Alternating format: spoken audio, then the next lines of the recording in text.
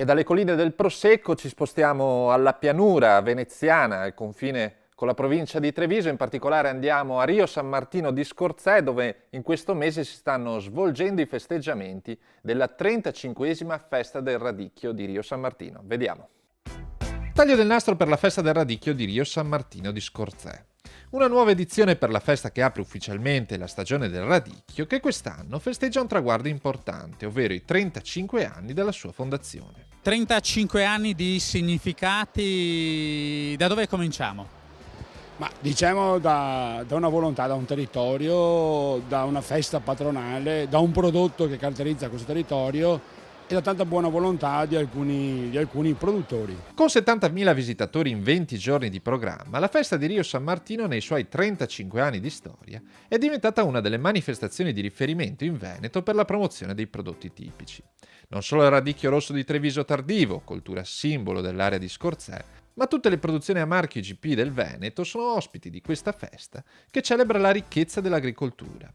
Questo grazie alla collaborazione dei produttori e soprattutto all'impegno degli organizzatori, forte di un esercito di circa 200 volontari. Gestire più di 200 volontari è gestire un'azienda.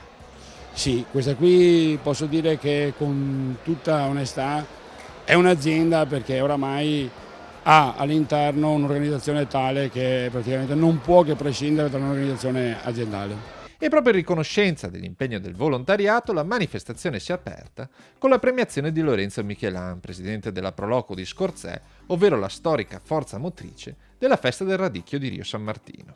A tutti quanti, chi viene 10 minuti, chi viene un'ora, chi viene 2, chi da 35 anni coltiva la vigna, meriterebbe una targa come l'ho ricevuta io, ma l'ho ricevuta per tutto il volontariato, ecco, la dedico a tutto il nostro volontariato che merita veramente, che lavora con passione, con amore per il proprio paese. La festa del radicchio di Rio San Martino chiuderà domenica 20 novembre con il tradizionale concorso enogastronomico rivolto agli istituti alberghieri del Veneto. Altro appuntamento culinario da non perdere giovedì 17 novembre a tavola con il gusto della solidarietà, una cena dove il radicchio si farà in 7 e avrà un sapore davvero speciale. Grazie alla collaborazione con la Federazione Italiana Cuochi, ogni provincia del Veneto è rappresentata da un team di chef che declinano i radicchi nei vari modi.